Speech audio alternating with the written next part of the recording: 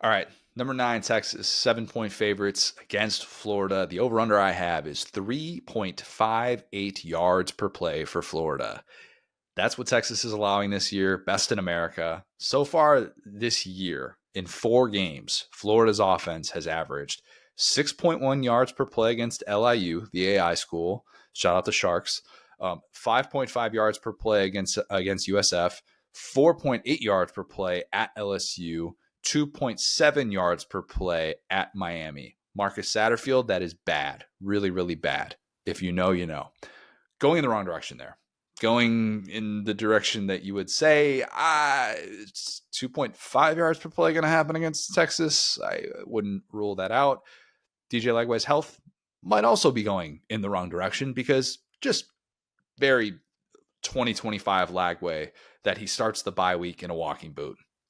And look, might as well have just put him in bubble wrap, just throw him in a cave somewhere at this point and pray that he doesn't get hurt and run into a bear. I don't know.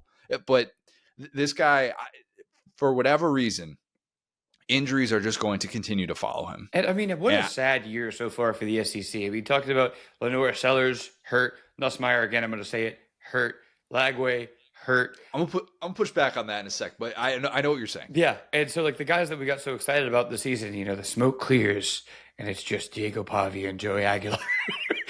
let's not forget John Mateer. I know. John Mateer's also hurt. True. Sad year for the decorated preseason guys in the SEC. Yep, 100%. Just like it was the year before. But at the same time, you look up and new guys emerge, and all of a sudden, Trinidad Chambliss is taking over the college football world. There's always these guys, man. Like we just cycle them in and cycle them out. That's the way that Bo Prabula is playing out of his mind right now. Oh yeah, just different than what we expected coming into the season for sure. But yeah, this game kind of sums that up to a T. Like this, I don't know. I haven't come up with a clever enough name for this game yet. Maybe I will by the time I'm in my car on Saturday and driving. I'm trying to think about creative things. But we need some sort of name for this as the quarterbacks who let us down bowl. At least so far in the first part of the year. I can't even say Arch Manning is hurt. I just think he's been kind of basura. But again, if you're flexing on Sam Houston State, boy, do I have a team for you. Anyway. Yeah. Maybe it is. Maybe it isn't. I feel better about Arch than I do about DJ Lagway. I'll say that because one guy has Billy Napier calling plays for him and one guy doesn't. So that from that standpoint feels like advantage Texas there. This is the same play caller who dialed up one pass play longer than 20 yards all year for DJ Lagway. And you remember what it was the Vernell Brown, Odell Beckham catch. That is DJ Lagway's lone pass play that went for 20 yards past the line of scrimmage this year. Not great. Not exactly a schemed look. They're putting on NIL shirts for the one catch. Yeah, I mean, this right here, though, if you're Florida, Steve Sarkisian is such an example of what a program like Florida could do in the NIL era. Here I am being super nice to Florida, but it's true, right? Where it's like, hey, if you get your guy, if you believe in him, if you're a destination job, you can use those resources and have an actually competent play caller. I mean, Steve Sarkisian has built what they hoped or what they thought they had in Billy Napier almost exactly, right? In a lot of ways. In a lot of ways. I don't know that Florida went into the Billy Napier era assuming that they were getting one of the 5 best offensive minds in the sport. But I think they at least found, or at least they thought they found a guy that's going to have an identity and they'll be able to build that identity throughout the 2020s and they can recruit to that and they'll have somebody that's just a good long-term fit who kind of keeps his head above the fray with all of that. And from that standpoint, it has not lived up to it at all. And I think year 4 is played out more so than ever. The gap between expectations and results has just never been greater for Florida than what it's been this year during the Billy Napier era. And, it's a bummer to think about where both of these quarterbacks are at right now. Like, as somebody who's really excited to see DJ Lagway and Arch Manning play football this year, it is a bummer to think about. I look up these numbers for DJ Lagway, Will, and I'm so depressed. Like 68% of his passes have been 9 yards or less this year. That is so bad. I'm sorry. That is just one more time now. 68% of his passes have been 9 yards or less. That's past the line of scrimmage that we're talking about. And again, a guy that has a cannon for an arm continues to, right? Because that's obviously not part of his leg. I think that it's a guy whose play style doesn't fit his play caller. That's exactly what why you bring in Graham Mertz. It's kind of what he did at UL. And when you get a guy with a rocket arm, it almost does feel like kind of a square peg round hole, as it kind of did with Anthony Richardson. So I've talked about this before, and I'll bring it up one more time. I'm sure I'll probably bring it up again on Sunday. I decided in July that I wanted to go to this game, and just a little peel behind the onion. I love going to games. I love being, in an SEC atmosphere, big time college football atmosphere, like second to none. I don't, I don't want to dismiss the importance of that in this job. And I think it's important to be able to get out there and see things in person, because sometimes it puts things into perspective that you just can't from watching at home on your couch. But I also don't love missing other games and missing parts of other games. Lauren knows that as well as anyone. Like, I'm not going to miss 10 minutes of this Mississippi State A&M game right now. I want to be able to lock in. How does Marcel Reed respond in this? Like, I like to be able to watch everything. And so that's why I'm not one of these people that goes to games every single week. But I figured with a light SEC slate, this would be an ideal game to be able to get to see these two guys in person. And it is so disappointing to think about where my expectations were in July when I decided I want to go to this game, as opposed to right now, where I'm just wondering if one of these teams is going to get to 3 touchdowns in this game, because I thought maybe we'd be talking about huge Heisman ramifications in a game like this, maybe all SEC battle decided or something like that. I just would not bank on getting a whole lot of reminders of that in this game, especially with how good these defenses have been so far. Like, if you're trying to project moving forward, I just have much more reason for Arch Manning optimism than I do Lagway. And we've talked about the Lagway stuff, so we don't need to get into that again. But it's not just because Arch stood over the Sam Houston State defender to get his swagger back. To be clear, I don't think Arch has been good at all. And I think there are legitimate concerns with what he's done so far. Footwork, I think the arm angles, all that's very well documented. So I'm not putting lipstick on a pig by saying what I'm about to say, nor am I assuming that mechanical issues like that are all of a sudden just going to snap and fix themselves in SEC play. Even if you have a really good offensive mind at your disposal, like Steve Sarkisian is, I still think that there are troubling long-term things with him. But I'll say this: the surroundings will help. The surroundings are going to help him. Texas had a lot of injuries in the first month of the season on the offensive side of the ball. Looks like there's a decent shot that they're going to get both Trey Wisner and TJ Baxter back for this game after they were out with multi-week injuries. Emmett Mosley, the Stanford receiver who was expected to do big things, he could be back for the first time this year. They did get DeAndre Moore back against Sam Houston State. The offense looked a whole lot better against a very overmatched Sam Houston State team, obviously. And oddly, I do think it's a little bit tricky sometimes. And Will, you saw your fair share of mobile quarterbacks at LSU in the 2010s. It's a little bit tricky sometimes in non-conference play when you have a mobile quarterback and you don't want to run him and you don't want to expose him to those hits. And sometimes, like what we talk about with Lenore Sellers in South Carolina, you just have these games in which your offense looks stuck in the mud and it's got no juice. And you're wondering, when are they going to put their foot on the gas and just kind of go? And that's been Texas. Now, it's not to say that Arch has just never run the ball at all, but you can cut it loose a little bit more with him now, because he's only had 8 scrambles in those first 4 games. He's had 25 total rushing attempts through the first month of the season. That area, though, that I just say it has to improve, or else Texas is just going to be in a rough spot. The short passing game, man. Such a staple of the Steve Sarkisian offense. Ewers kind of mastered it last year, and Arch has not mastered it this year. 3.6 yards per attempt is what he is averaging when he attempts a pass between 0 and 9 yards from the line of scrimmage. That's like an inefficient run play. That's bad. Really bad. You should be getting 6, 7, 8, 9 yards on those plays every single time. That's easily dead last in the SEC. So we've even got below Lagway. Let me see if I got this right. We have one offense that's addicted to throwing short passes and one offense that just can't execute them. Yeah. And Texas has tried. It's not from a lack of effort. I mean, that has been kind of the calling card of the Steve Sarkisian offense. And it was last year a lot with Ewers. We talked about that so much. And Ewers was averaging close to 8 yards per attempt on those throws.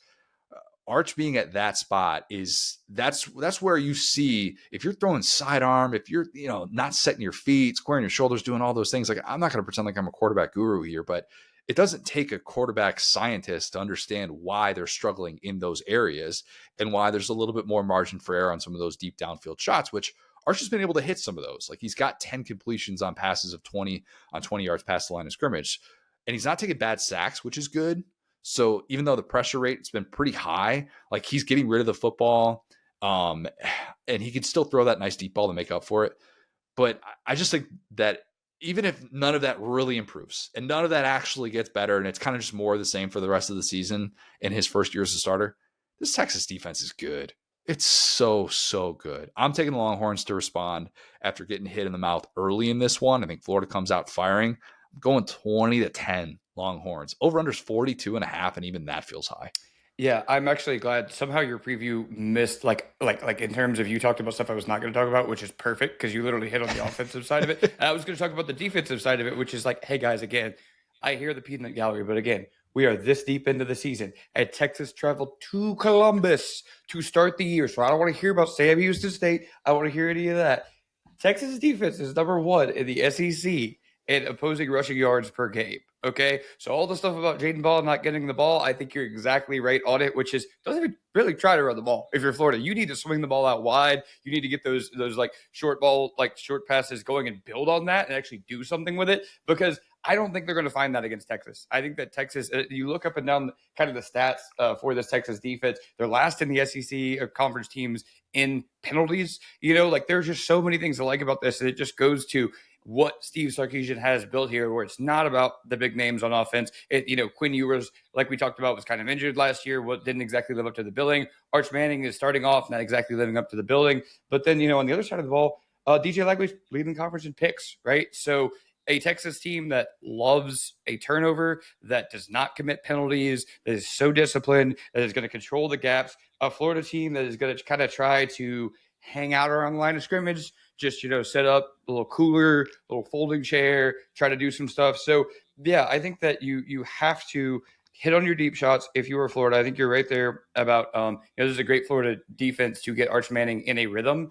As far as line of scrimmage, how do you think that Florida is going to protect DJ Lagway in this game? I think that actually could be a pretty critical one.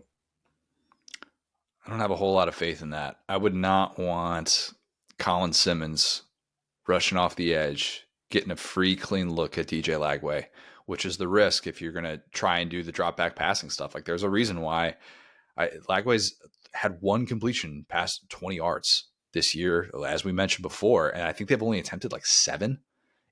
They're not even trying that because they don't want him exposed in those plays. And then there's also, if he's hurt more significantly than they're even letting on an injury report, then maybe he can't even make those throws. And so that's the issue, is that you're right. This is going to end up, and as you were outlining that plan of what Billy Napier's probably going to do, this is probably going to end up being Jaden Ball getting 9 carries and DJ Lagway having 32 passing attempts. Yep. And we're sitting here going, how can this happen week after week after week? And you're right.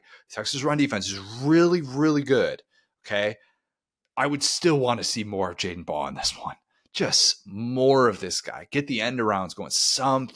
Something that gives Texas a reason to second guess itself, because teams are not second guessing themselves against Florida's offense. They know exactly what they're going to do, and they're one step ahead every single time. Yeah, I mean, honestly, I might actually go back on that. I think you're right there, because the strength of Florida's offensive line is kind of the middle. And we talked about, how Georgia was built earlier where they're a line of scrimmage team. I'd actually say the inverse about Texas, where they are built to create these free rushers. You talked about Colin Simmons and those boys. So actually, I'm going to go back on what I said. I think Florida should probably try to attack the middle of this defense to at least kind of give Lagway a breather here and save him for some of the deeper stuff. Because if you're sitting back there 40 times and you got Colin Simmons just like licking his chops, staring at you against these tackles who have been a little bit more of the problem there. Again, like I'm not ready to bail out on the interior of Florida's offensive line, which again was supposed to be their strength. I just think they haven't utilized their strength effectively. So yeah, I think unfortunately this is going to be a clinic for Texas, like they're going to run their game plan. But here's the thing, and I will get out of this one soon, but it's a fascinating matchup, even though it's not technically a ranked matchup because of the quarterback play and the head coaches and the storylines. If Arch Manning does some of the stuff he's been doing. Like, it really just is a who's going to take care of the football game. Because we could joke about some of Lagway's turnovers specifically in the LSU game, but Arch had some throws in the Ohio State game that were just as bad, if not worse, where you're just missing guys that like, I never say this, but like throws that me and you could have made. There were 3 yards in front of the guy where you're just standing there looking at him and you're hitting him in the kneecap. So I think that as long as they could keep these quarterbacks on schedule, whoever can create more havoc essentially wins this game. Yeah, I think Texas has more areas to get Arch out of that. Whereas we've just seen too many of these moments so far, the first part of the year with Lagway, to make you think, they don't have a get right play call. They just don't. And that's just a really tough thing to do against a good defense, much less a defense as good and as disciplined as Texas. I think if Florida wins this one, it's a non-offensive touchdown. Like they need at least one of those. A Billy Napier, how do you like me now game against Steve Sarkisian would be the funniest result we've seen probably since Alabama Vandy. I mean, just because what do we do now? I mean, Texas is like their season's over and Billy's like not getting fired. Actually, I'm going to root for that. Good Lord. The funny thing is, when this whole thing started after Florida lost to USF, I said Florida's not going to just be 1-5. I think they're going to find a way to win one of these next 4 games to avoid that. I'm kind of running out of games, Will. I'm kind of running out of games here. Yeah, I just have no faith in the Florida offense. I just don't. Yeah. Watch them just come out, like score 21 in the first quarter or something like that. It's just, what do we know? What do we know? That I'm actually rooting for that. Like I said, just a flawless Billy script combined with like a pick six, almost like a la Kyle Trask 2020, where it's like, whoa, we thought this team was bad. Anyway, I'm actually going to be so dialed into this game. It's a great decision to go to this one. The Texas panic would really set in if that were the case. If your first preseason number 1 team ever, AP poll history, loses its first 2 games to power conference teams, you start off 0-1 in SEC play. Yeesh, that would be not great for Mr. Steve Sarkisian. That would be he needs to get a play caller in here. Conversations that would be ramped up in a very, very big way. Mm-hmm.